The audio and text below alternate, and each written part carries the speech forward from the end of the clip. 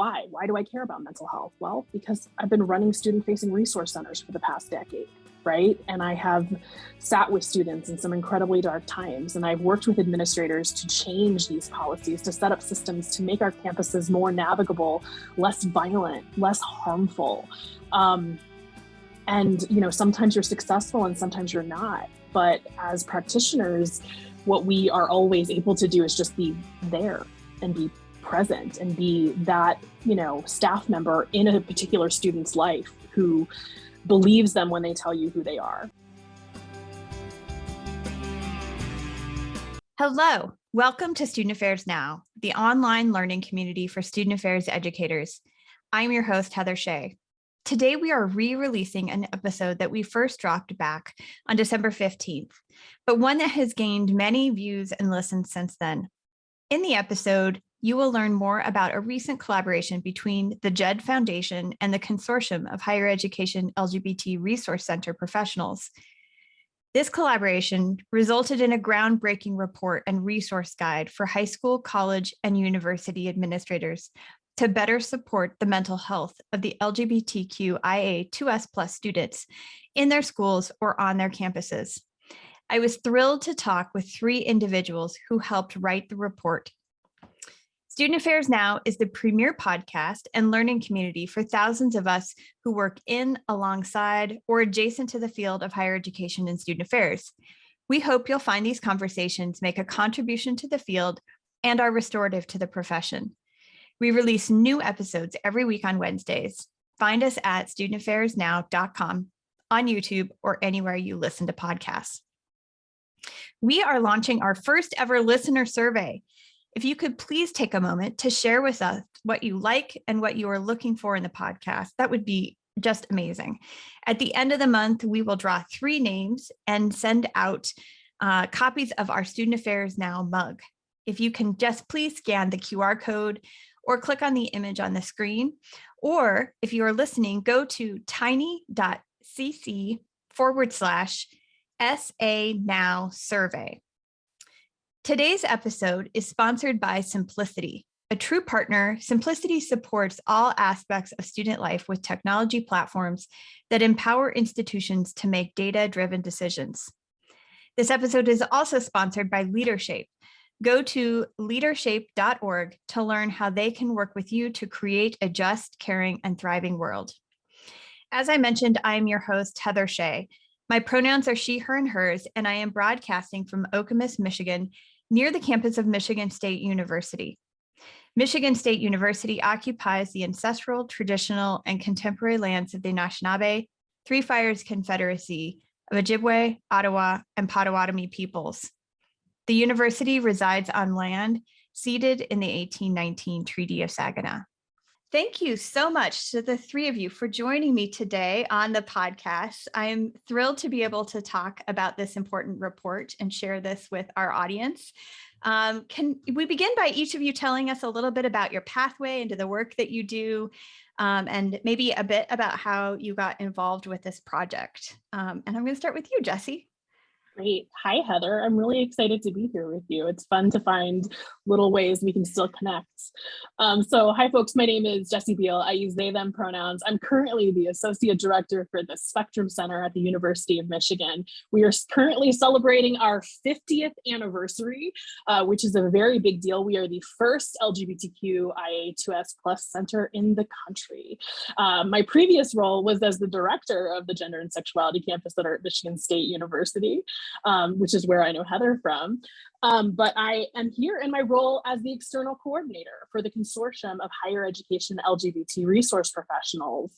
The Consortium has long been my professional home, doing work on campuses to support LGBTQIA2S+ populations. So I think I'll stop there and kick it over to my friend Chris. Welcome, Chris.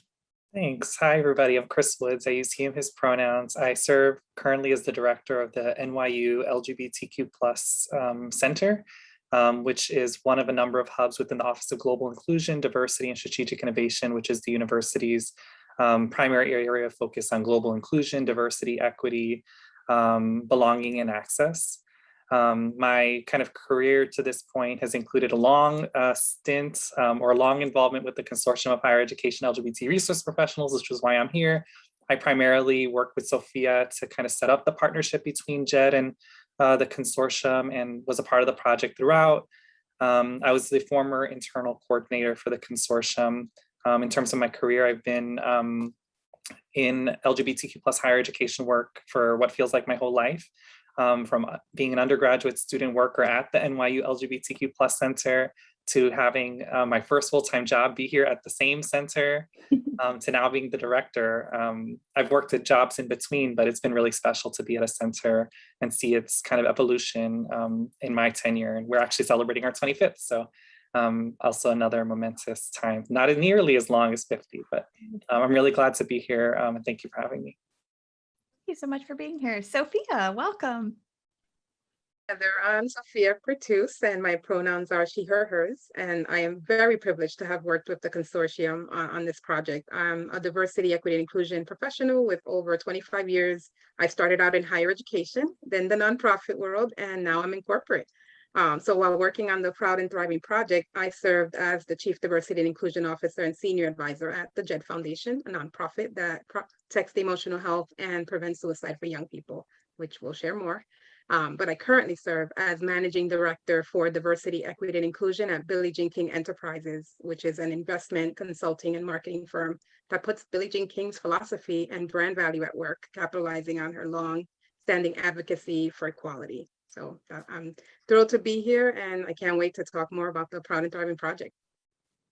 Yes, and we will absolutely share a link to the report in our show notes today. But before we dive into that content, I would love to have our audience know a little bit more about the organizations and this important work that you do. So Sophia, can we stay with you for a moment and you tell us a little bit more about the Jed Foundation? Sure. The Jed Foundation is a nonprofit organization, like I said before, that protects the emotional health and prevents suicide for our nation's teens and young adults, giving them skills and the support they need to thrive, not just today, but tomorrow. And we do that by partnering with high schools, colleges to strengthen their mental health, substance misuse, and suicide prevention programs and systems. Many of you might be familiar with the Jed Campus program or Jed Fundamentals, the newest program supporting higher education institutions, or you might have heard us on other new program, high school, Jed High School. So we work closely with administrators, educators, and counselors to really think about how to best support and create comprehensive systems where any student can go to anyone to really be supported in their mental health struggles. So. Right. One of the things that we asked, and that this is not on our question list, but what does Jed stand for? And it's not an acronym, correct? No, Jed is actually the son of the founders, Jed Satow, who died by suicide when he was a college student. So the parents did create the organization to be supportive of higher education and just to find out more about what can colleges do to strengthen their systems and really not let anyone fall through the cracks. Great. Thank you so much for sharing that. And I should say Donna and Phil Satow. It's like, I know their names are right at the top of mine, but Donna and Phil Satow are the founders, and they're very involved in the organization and wanted to make sure that no one suffered like they did as parents, to really know that colleges are looking out for their young people. Great. Jessie, tell us a little bit about the consortium. Sure. So the Consortium of Higher Education LGBT Resource Professionals is a members-based organization that is committed, dedicated to serving and supporting all LGBTQA plus members, everybody at a university. But basically, we serve and support folks who are doing LGBTQA plus inclusion work on campuses, right? And so we are actually a nonprofit, and we are a volunteer-run organization. We do a lot around membership engagement. We do a lot around education and professional development. One of, I think, the most important things we do is we provide social and community support spaces for folks who are working on campuses. So we often are the helpers, right? We're the folks who are supporting LGBTQIA2S plus students, faculty, and staff as they navigate campus. And that can be tremendously hard, especially as many of our offices are offices of one. right? And so we are there for each other. And I think for me, that is the most rewarding part of the consortium, is knowing that you are never fully alone in the work, because there are people across the country who are invested in the liberation of LGBTQA+ people as well. Chris, you have been a member of the consortium, as we say in the South, since God was a child. It's true, not entirely, but anything you want to add that I may have left behind? Not much. I mean, it's also been a major professional home. Jesse and I have known each other a really long time. Yes. But yeah, it's been my professional home in many ways since I was an undergrad student, being mentored by amazing folks doing the work across the country. I think another thing that we do as an organization that I'm really proud of is guiding documents like the one that we partnered with Jed on, that outline a number of best practices for practice, policy, inclusive systems and things like that. So that's another area of, I think, pride for the consortium of mine. Yeah, it's a great organization. Yeah. I totally agree, Chris. Thank you so much for adding that. Great. Yes, I feel like both of your organizations are alive and well at MSU. And so thank you for all the work that you're doing to support both my work as well as the work of other administrators at MSU too. So talk a little bit about how this collaboration came to be between the two organizations. Sophia, talk a little bit about who supported this work, who contributed, and maybe a bit about how you gathered data. So it's a whole long list of things. So I'll let you start.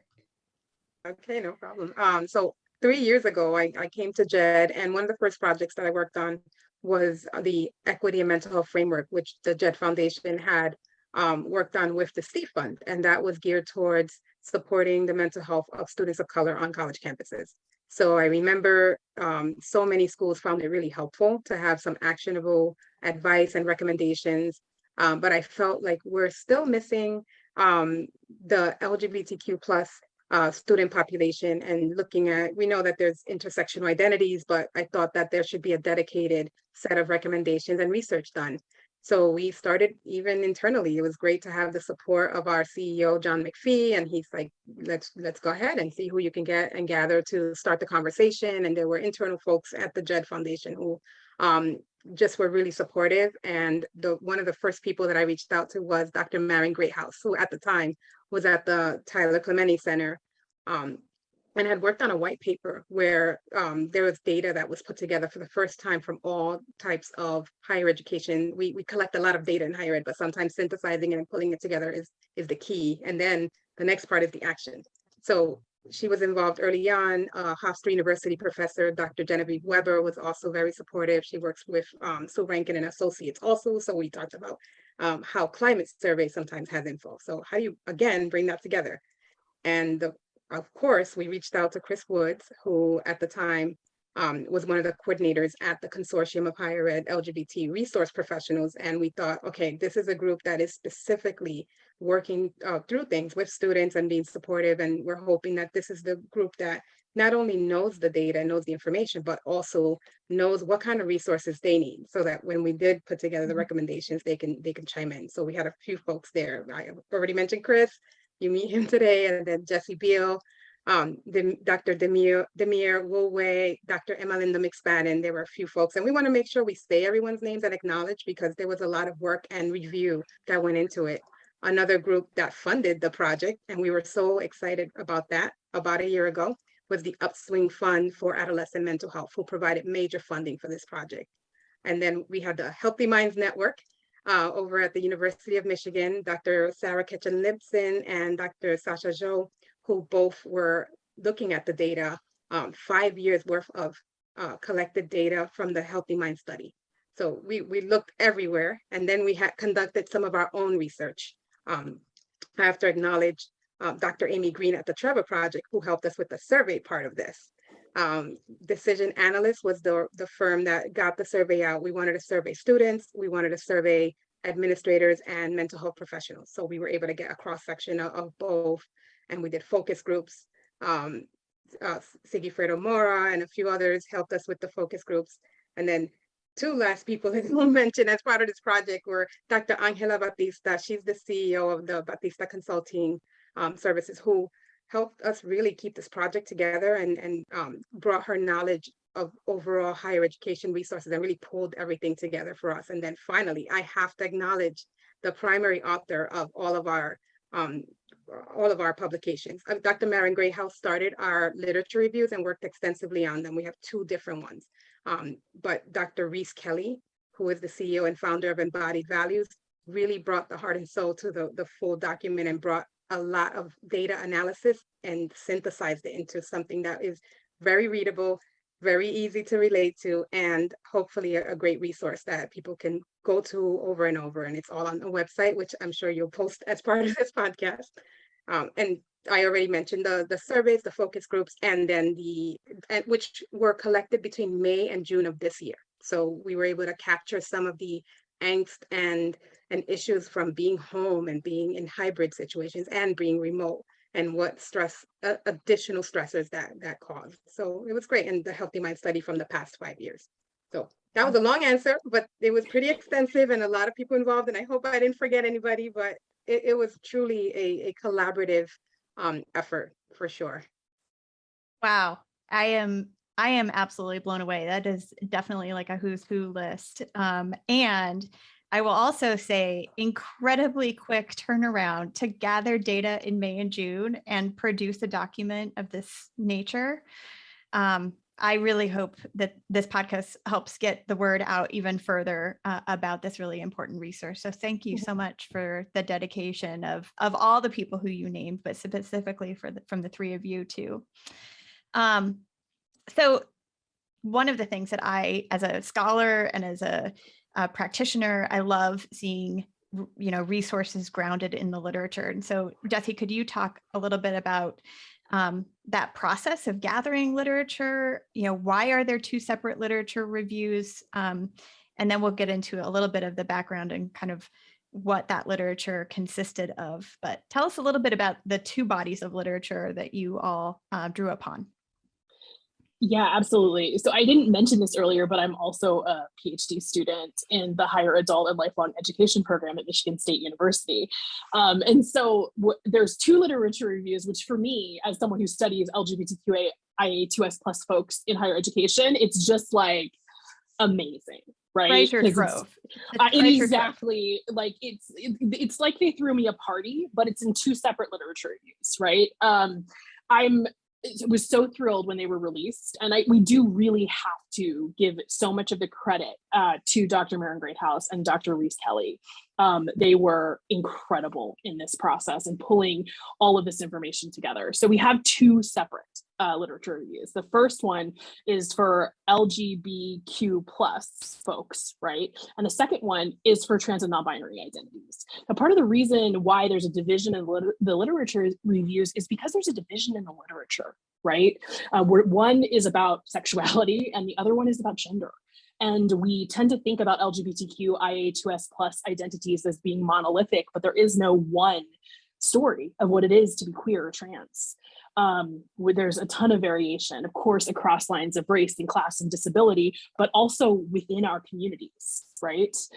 Within the acronym, if you will, right? And so the first literature review was very much focused on sexual identities, right? So what it means to have and hold a sexual identity that's considered to be marginalized, right? That is marginalized within our school systems, within higher education, right? And the second one really focused on trans and non-binary folks.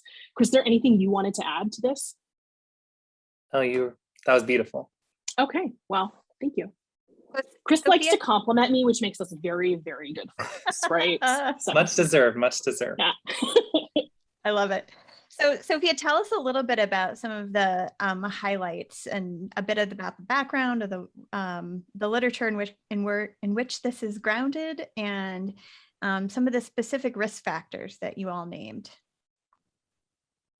I would say there's lots of really great scholars that are working on this, and just like Jessie said, it's all in different places. So we knew we had to bring in mental health. We need to bring in higher education, retention, all the different things that, people who are educators are worried about. Our students adjusting, our students able to be their full selves and show up authentically.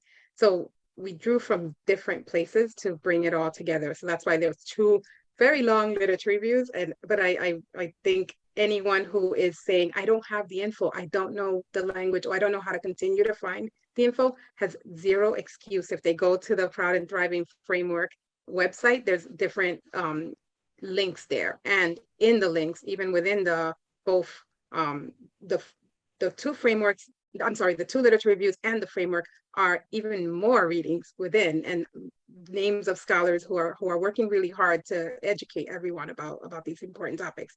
So that's the data and how we bring that together. I won't bore you with that, but I do want to talk about what brought us to the conversation in the first place, and they were the risk factors. We want to make sure that we're addressing the issues so that that's the deficit model first is like, what was wrong? What are the issues? And we're hoping to end on a high note. And what are the protective factors? We also found those as well, but I'll start with some of the risk factors. And they were things like, so for trans and non-binary students, internalized cis sexism. And we introduced language in this report that I hope will enlighten folks to really rethink some of the ideas around the way we use words. And one of the first sections is a note about language, which Dr. Reese Kelly created, and I think it's brilliant. So please, if you can download and look at that, it's a great primer. Lack of identity pride, looking at ideas of passing and the way that the external factors make us not show up as our full selves and share. Non-discrimination policies that don't specifically call out and name sexuality and gender. Ideas about bullying and how that shows up, not having gender segregated facilities. So for example, restrooms that are well labeled, locker rooms, and housing choices for young people who are just trying to figure things out. I think the more expanded the choices are, the more people don't have to choose and it doesn't have to be a conflicting issue. So some of those risk factors, not easy to solve, but they're definitely there. And we know that they're a struggle for young people. For overall LGBTQ plus students, we found very similar things: internalized heterosexism, monosexism, not finding the examples of themselves in the classroom. So faculty and curriculum that just excludes and does not have a full sense of everybody who is part of the campus community. So those are a few. There's so many. Lack of resources, obviously, staff and administrators and mental health practitioners who just do not have the knowledge, the language, or the training. That one was very clear in the data for us. And that was self-reported. Some of the practitioners who are like, I just don't know the info. I have no idea. So those are definitely some of the risk factors and barriers to engaging with others, and invisibility, just not seeing themselves on campuses. So those are a few. There's so much more, but I thought I would just give some highlights. Jessie or Chris, any that you want to specifically raise up or highlight as important for you and your work? Yeah, I think, these risk factors, as Sophia said, are exactly what got us into this, right? When I joined the consortium board, Chris was the person who was the point person on this project.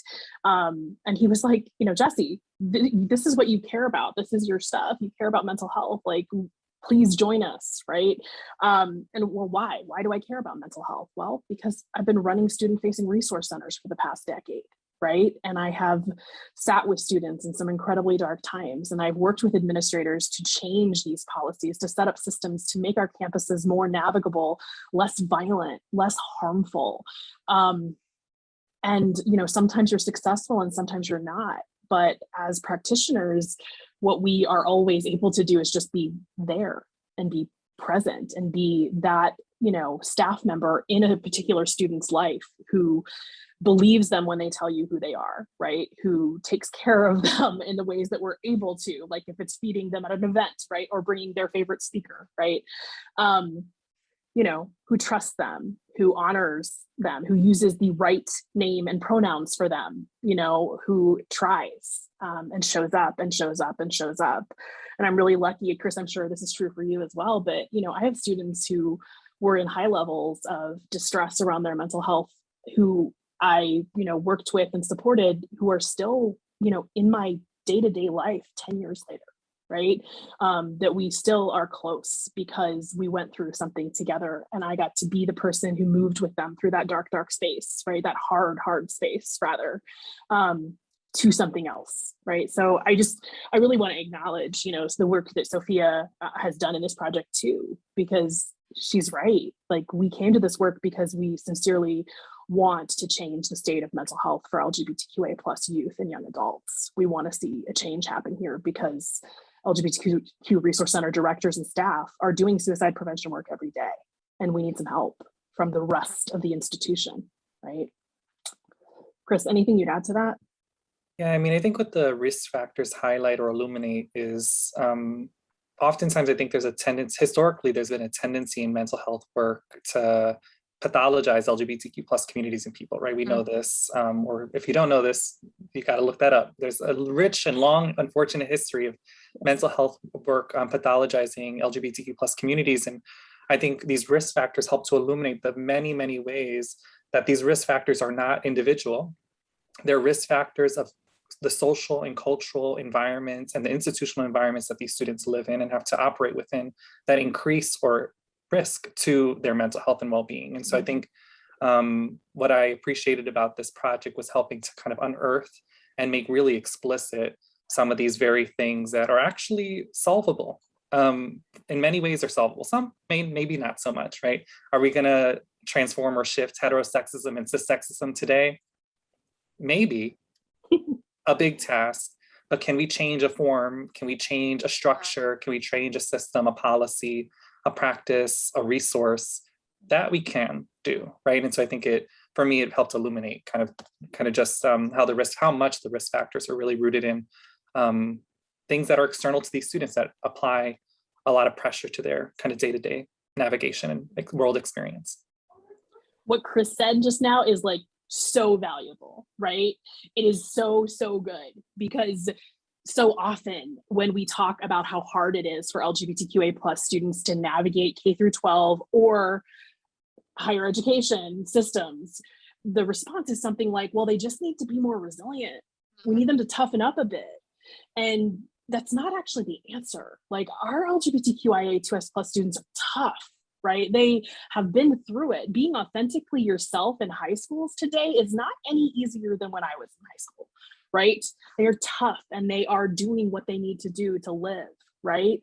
And it's the systems, right? This is an organizational, institutional, structural, ideological problem. And yes, we can all intervene on the individual level to make change, but there's also systems level change. And I really appreciate, Chris, you naming that specifically, because that is something that differentiates this project from other LGBTQA plus mental health projects, right? Because the problem is not located in this report with our students.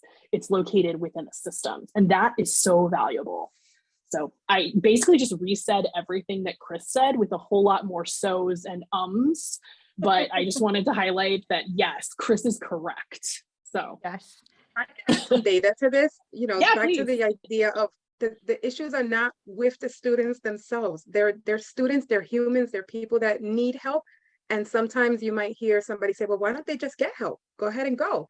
Well, our study found that 3 in 4 LGBTQ plus students reported that they wanted to see a professional for counseling in the past 6 months. 90% are likely to go, but couldn't find any.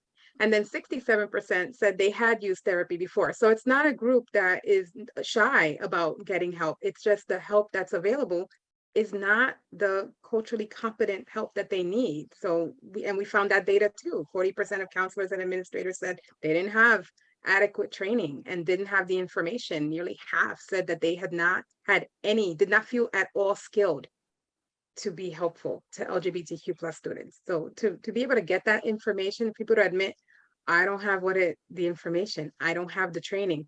That's great that we got that, but it's also concerning that we got that, because that means that we have some work to do.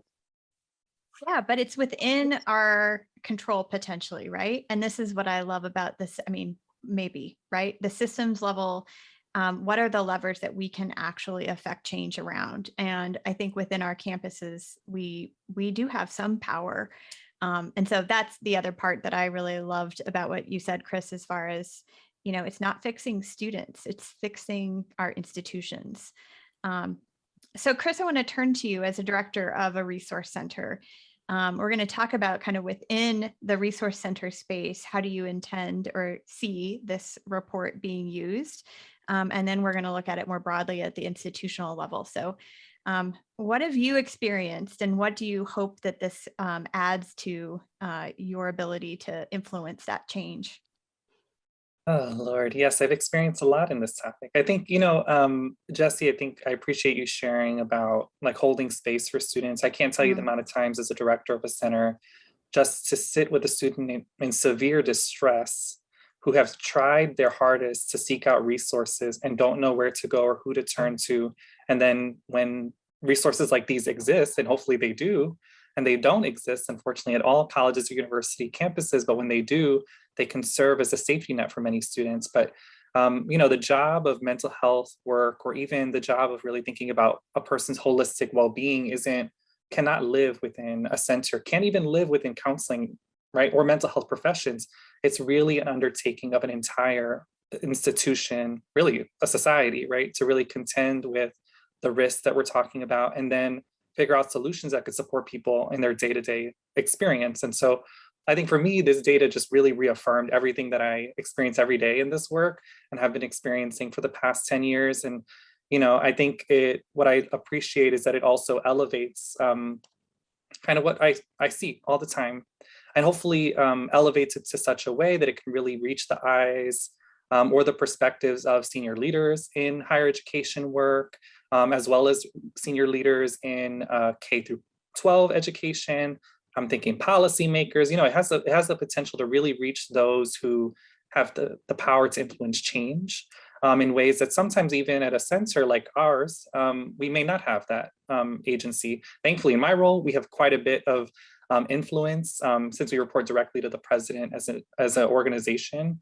It really helps us to be able to really leverage our positional location at the institution to be able to kind of inform policies, practices, and system changes, but that's not necessarily what everyone else experiences. So I'm hopeful that it really can be it can really have folks rally around something, really to understand the issues on a national scale, and then hopefully begin to imagine what are the opportunities higher education has to support LGBTQ plus students in their whole well-being, right?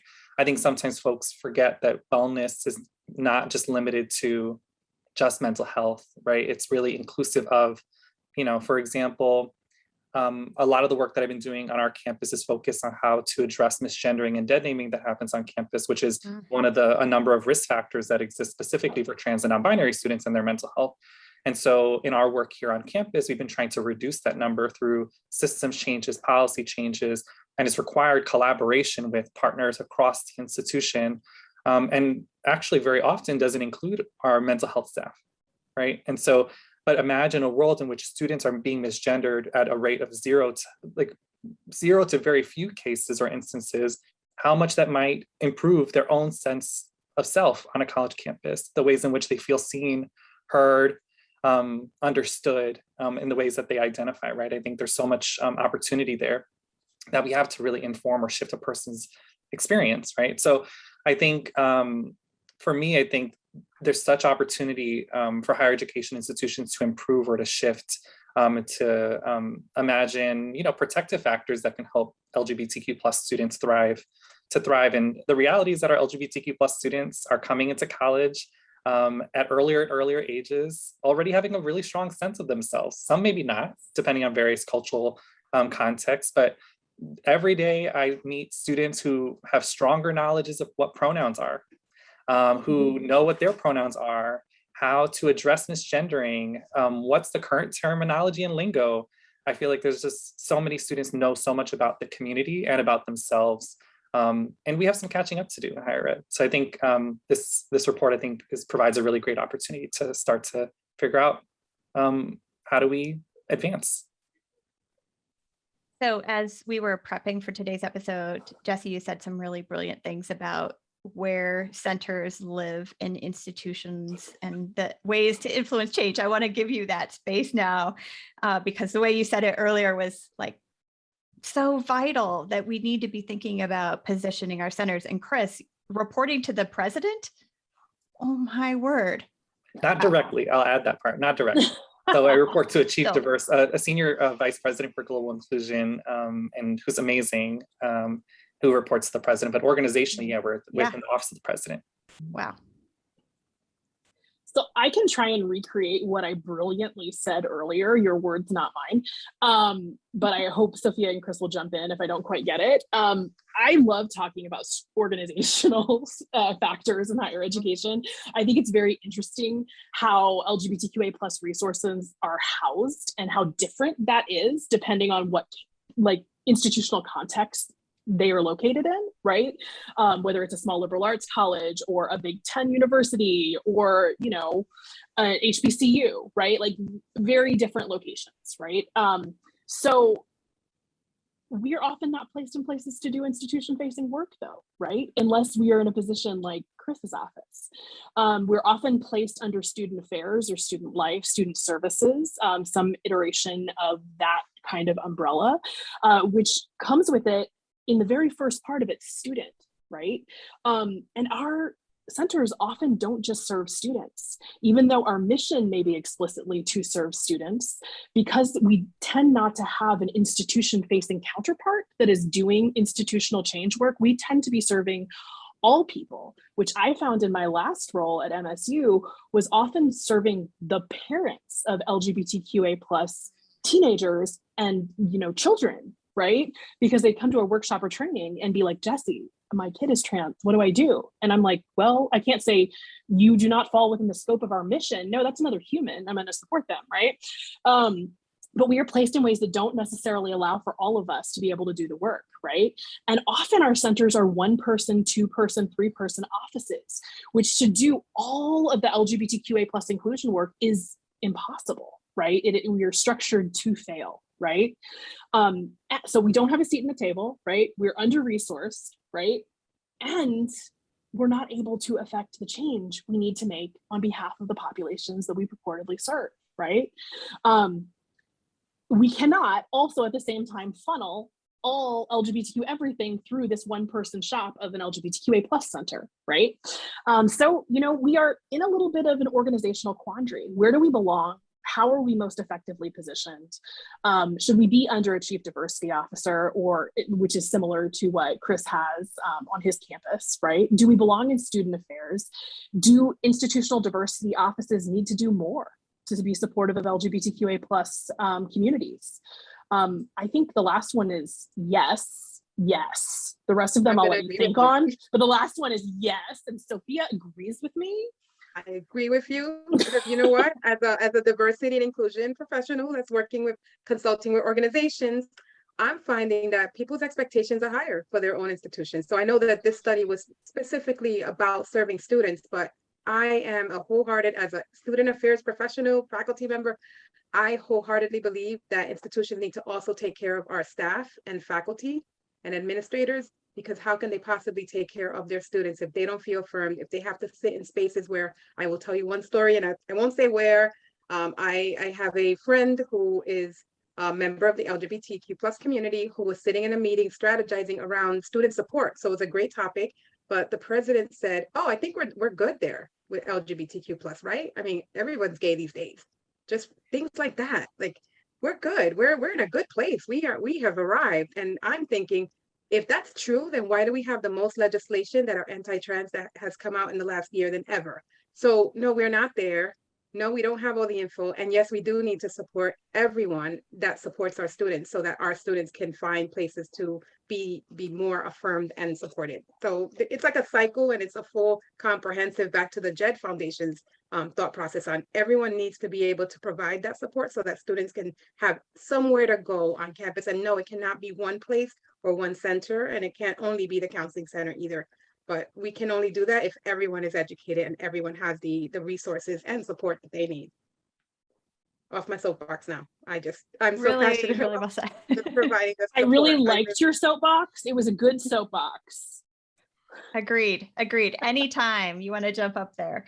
I am absolutely blown away. And I really think that the key here is this idea that it's everybody's responsibility. So let's talk a little bit about some of the protective factors, because if our learning environments are cis-sexist, heterosexist, monosexist, what types of protections should we be putting in place to buffer against and reduce the psychological distress? I'm just going to throw this out to any of the three of you, because we didn't identify a key person to direct it to. So who would like to take this one? What are the protective factors? We talked about some of them, but. I mean, I could start just very, go ahead. No, you go ahead. Let's be very quick. Just big picture, you'll see that it's divided under queer and questioning and trans and non-binary protective factors. But if you really thought a little bit, even within that, you'll see protective factors that are more individual based, meaning things that we can cultivate within students to be able to have them to reduce the risk that they have around their mental health. So for example, things like self-compassion and a good sense of exercise, cognitive flexibility, things like that. And then there's also community focused protective factors, things like having affirming environments, having affirming communities, having spaces that with people and mentors that reflect them and their identities and communities. And then there's a vast majority of the protective factors are actually institutional, right? So the asset-based version of what Sophia mentioned earlier, which are things like having gender inclusive facilities, having a policy that aligns pronouns and chosen name. What happens when people experience harassment or violence? Do they have resources for that that are clearly outlined for reporting and things like that? So anyways, I think those are kind of the buckets. How I understood the report is individual, community focused, and then institutional. Chris, I love everything you just said. I only want to add two things. And the one is, one of the parts of the report that really stuck out to me was having a negative self-perception, right, as being a risk factor. And then a possible, a protective factor being developing a more positive association and more pride in your identity, right? And one of the best things about Jed and this particular project is that it took what we already know, right, as practitioners, and it gave it to us in data, right? And so we're like, yes, that's true. And I remember when I learned that as a practitioner, right? I remember when I started changing the way I talked about my identities, because my students deserved to have a practitioner with them who loved us, right? That part of my practice as, an LGBTQA plus resource center staff person was to love our communities, not an exclusion of other communities, right? But to be completely 100% for LGBTQA plus communities, to be unabashedly in love with us, right? And for me, that, I remember learning that and how that was a shift for me in how I approach the work, right? And the self-work that it took as a practitioner to be able to love everything that we are, even the hard parts, right? And I really, that part, helping our students thrive is about them being able to realize joy, right? And imagine joy in their life, right?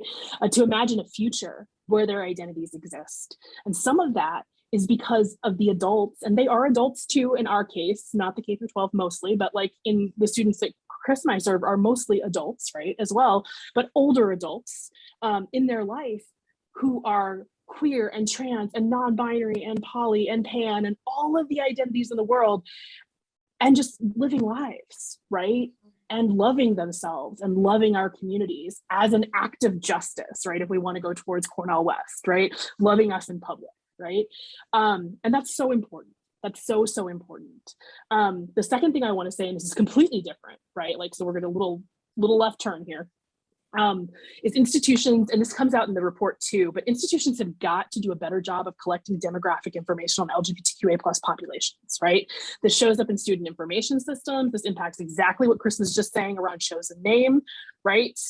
Because it's these same or similar systems that feed into each other. Y'all, data on LGBTQA plus populations is critical, and it needs to be complete, accurate, and inclusive.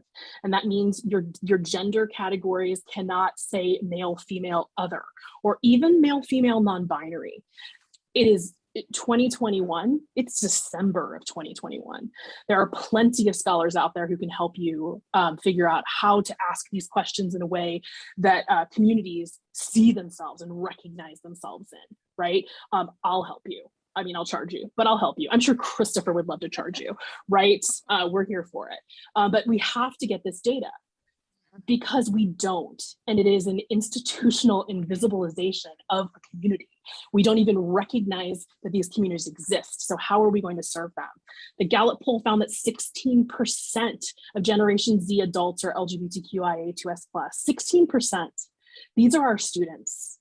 We don't know if they're graduating. We don't know if they're succeeding. We don't know if they're on probation. We don't know. We don't know because we don't bother to ask. And there are ways in which we can protect that data and that information and ensure that we're actually able to target these kinds of interventions, these kinds of protective factors, right? And while resource allocation is tied to numbers, I'm just going to throw that out there, be really, really helpful to be able to name how many queer and trans students we have on our campuses. Because as long as we don't know, we can pretend that they don't exist. And can I challenge you on a national data perspective really quickly? You can. So I'd love for you to. There are, and maybe, you know, institutions are, I think, sometimes afraid because they're like, I don't know what words to use, what language or what labels, but there are studies that institutions have been participating in, things like the NESI, the CHIRP, name them, there's so many. And that's what Dr. Marion Greathouse tried to do with the Tyler Clementi Center, write a white paper that says, okay, some of them just started collecting this data like 3 or 4 years ago at the time. I can't tell you how many now, but some of this data does exist if you're willing to look at it. And that's a pet peeve of mine in higher ed, where we collect a lot of info, a lot of data. We even do climate surveys to really figure out what's going on. And then we put it on a shelf when we find that it might be more expensive, too challenging, or just not in the top priority. And I'm going to channel my Dr. Sean Harper, where he wrote this, I put it out somewhere, but he wrote please stop collecting climate survey data and then just doing nothing with it, because there's no point in doing that. Just don't do them. So there is data sometimes. You're right. There isn't when it comes to real student data that's a campus specific one, but trend wise, there is data. No. You are totally right. I'm specifically talking about institutional data sets. Right? And the ways in which gender and sexuality do, and frankly, do not get captured by our institutions, right? So you are totally correct. There are national data sets out there. I would love to get a coffee with you and talk about how terribly they ask those demographic questions as well, because some of them are pretty terrible. But specific to institutions is where we run into harm, right? Because we have a student who's not able to say, I'm non-binary, right? And then have them represented within student success data, you know, in a disaggregated way, right? Because we are able to protect certain data sets, including data sets related to disability. And as a person with disabilities, I know that those identities are protected, right? In data sets that involve me, right? It could be the same. And that's not to say being queer or trans is a disability, because it isn't, but it is something that does need to be protected so that there is no faculty member or administrator who can say, I would like a list of all of the queer and trans students, because that is a different kind of violence that we need to make sure doesn't happen. So I agree, Sophia, completely. Yes. So Jessie, you've jumped into a conversation, you know, our next piece, which is recommendations, which is great actually, because I want you to, in addition to talking about data, what are in the framework and in the document, it really breaks down the recommendations by these audiences. And I'd love for you to talk more about some of the specific recommendations beyond collecting and using data, because oh my gosh, that would tell us so much about what our students on our campuses are experiencing. Summarize kind of what that looks like at the institutional level, other recommendations for institutions. Sure. I think what Sophia said earlier about us actually getting data that showed that people really feel like they don't know enough is so important, right? That they don't have enough knowledge on LGBTQA+ communities to do this job well, and to serve these communities. One of the most simple things that we can do at an institutional level is provide education, right? Access to education around LGBTQA+ identities, topics, themes, ways to implement LGBTQA+ identities in the curriculum. We've already talked a lot about chosen names and pronouns. Again, curriculum is super important. it's important for schools to support openly LGBTQA plus faculties, staff, administrators, right? Like, it's really hard to be that non-binary administrator who's sitting with a student who's saying our, preferred name policy is terrible. And I'm like, yeah, you're telling me, right? Because I know too, right? I'm experiencing at a different level, but I also have that experience. Collect and examine data, update policies and procedures. If y'all still have policy documentation that uses she or he, y'all come on with it. They is here, it is here to stay. It is also grammatically correct or grammatical, which is the grammatical way of saying that. Anyway, resource program centers, offices, department roles in K through 12. You're not going to usually have an LGBTQA plus resource center, but you may have a GSA, right? What training, what resources are you providing, or excuse me, Gay Straight Alliance, what training or resources are you providing for the staff who advise that organization, right? Remove barriers for seeking and accessing mental health and academic and support services. And high schools offer training series to family members, guardians, supporters to help them better understand and support LGBTQA plus students, right? Working with families is incredibly important. I did some consulting work with one of the local high schools in DeWitt, close by Lansing, right? Because we wanted to do an LGBT 101 for parents because they needed to know what was going on, right? They wanted to better understand their kids. This is important. Parents can make a huge difference in the mental health outcomes of LGBTQA plus youth. Specifically, they tend to lower suicidal ideation rates quite a bit. So it's important for us to be educating all levels. That's great. Chris, in the section I want you to kind of speak more about is around how our recommendations are specifically outlined for folks who are mental health practitioners. So kind of taking an institutional level, mental health practitioners, and then we're going to get to the individual level next. So what are the recommendations in the framework and report? Sure, and I say this with a grain of salt because I'm not a mental health professional, but based on the report, which included many mental health professionals who contributed to the process. But what I will say is one thing I think that can sometimes be challenging before I mention any of this feedback is that many mental health professionals do not receive training related to LGBTQ plus experience. And if they did, it may have been many, many years ago. It's never ongoing, right? So I think one recommendation is really a commitment not only on an individual level, but on an organizational level for counseling and wellness centers to really continue ongoing learning that talks about the evolution of language, identities, and experiences of LGBTQ plus communities, specifically the intersectional lives of LGBTQ plus communities. I think more and more, I hear from counseling staff as well as from students directly about, I identify as an LGBTQ plus person, but that experience is uniquely shaped by my cultural upbringing, my racial ethnic background, my immigrant status, my religiosity and my faith background, which is a personal area of interest and passion, things like that. And so I think it's really important to really think about the nuance of people's experience and to develop, do case studies and develop skills around how to hold space for people. And it's okay to not know the answers. I think, and I say this for all student affairs professionals, not only folks who do mental health work, but especially for mental health professionals, it's okay to not know the answers and to just hold space for someone and to, as Jessie said earlier, be on a journey with them, right? And provide the support that you can with the resources that you have available to you. I do think some additional recommendations that came up in the report, though, include institutional, accountability and care for LGBTQ student mental health broadly. Inclusive practices within counseling and wellness services, for example, things related to inclusive data in intake forms, asking for chosen name and pronouns in intake forms, and making sure you use those throughout your sessions. Sometimes it might require you using a different name and pronouns in your practice with a student that might be different than what's on a record, and that cannot always be easy, but it might be a part of creating that safe space. And then, of course, things related to being mindful of LGBTQ plus navigation, care coordination and navigation. How do they access care? How do we create entry points for these students into care via other, resources on campus? Maybe access via informal, chats or things related to info sessions, outreach.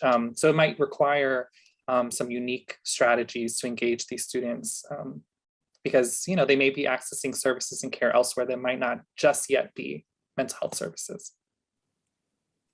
Great. Thank you so much for that piece and more in the report for sure. So Sophia, regardless of where you work in the institution, each individual can make a difference. Can you tell us about the recommendations in the report for individuals? Absolutely. And I strongly believe if you want to save a young person's life, you must do the work that it takes to let them know they matter. And you let them know they matter by educating yourself. So that's number one. Keep learning about LGBTQ plus needs, experiences, the intersectional identities, role model inclusive language and behaviors. Show up at events so that you can show the presence. I always say you can't delegate presence. So showing up in whatever format that looks like is helpful. Advocate for policies, programs, resources. There are so many things happening. Again, I'm going to bring in legislation. I don't mean to be political, but I think, you know, when young people see their own identities challenged in real life, and they're afraid, that fear translates over to all the other things we talked about, the anxiety, depression, and all the other feelings. And one thing that I love about the report, I'm going to be super biased here, is that we placed links to all kinds of resources. We did not say the Jed Foundation or the Consortium were the only places. They are excellent places to get resources and connect. But there's also organizations who've been doing this for a really long time. GLSEN, GLAAD, PFLAG, the Trevor Project, Tyler Clementi Foundation. There are LGBT centers that are local in some towns that are really working hard to connect young people and families to creating affirming environments. So there's no shortage of organizations that are really trying to get this right. And when someone says, I just have no idea or I don't know, what you're really saying is, I don't want to, because there's a lot of information out there and maybe you don't know where to look. So we at least pointed you to a few different places that have glossaries. They have the way that language has changed over time. If you want to, I mean, I have a 14-year-old who can tell me anything about anything because they know how to Google it and look it up somehow. And somehow they always have a pulse of where knowledge is. And, you know, I didn't grow up with having at my fingertips easy information everywhere, but this is the best possible time because it is a lot easier to access information. So as an individual, I will take no further excuse than to say, really, the only thing left is someone's thoughts and morals about how they feel or religious beliefs or any others. And I would say, put those aside to focus on the person in front of you who needs the support and who needs to live and be here and thrive. So I'll leave it there. Love, love, love. This, as you said, this report is a wealth of additional resources. So the links, I made a comment earlier about making photocopies and handing them out at a staff meeting, but then you would not have the live links. So you need to actually send the PDF around so that people can actually click and get access to all of the additional organizations that have been doing this work. So thank you for sharing all of those important recommendations. We're already out of time, probably over time. I am never short-winded on my episodes of the podcast, and people who listen to me know. So I'd love to hear final thoughts from folks. This podcast is called Student Affairs Now. What are you thinking about, pondering, questioning, troubling now, either as a result of this conversation or just in your work? Chris, I'm going to start with you. Jumping off of kind of Sophia's point is I always wonder, or I always challenge folks, and I think about this myself all the time, what's in my sphere of influence? What do I have the agency and control? I have agency, we all do. What is the agency and sphere of influence that I have to control or shift or use my power to be able to influence the kinds of change I want to see? And I think for me, when I think about this report, I think a lot about what can I do within the recommendations to be able to shift people's mental health and well-being, right? So I think that for me is a question I hope other people can ask themselves, and I'll continue to ask myself is, what's my sphere of influence? Where does it exist? And how can I leverage my power to be able to, enact change? Love it. I love it. Sophia, final thoughts from you.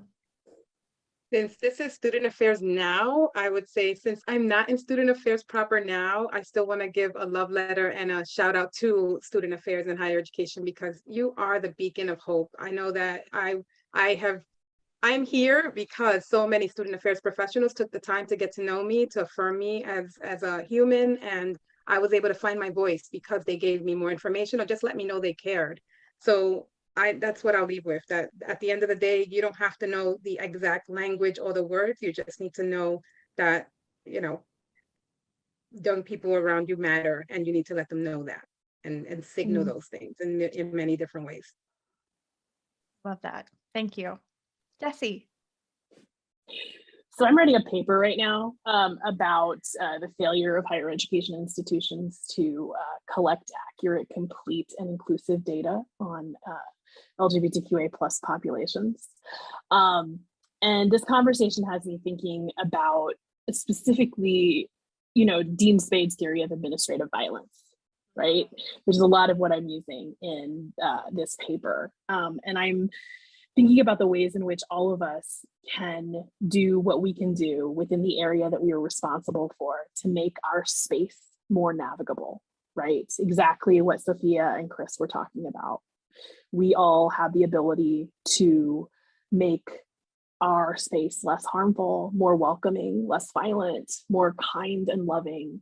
And I wish for all of us that we will treat the students that we work with and our colleagues with the utmost dignity and respect, as all humans are deserving of.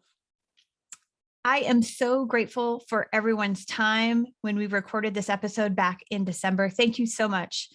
Thank you for contributing to this conversation and this meaningful dialogue.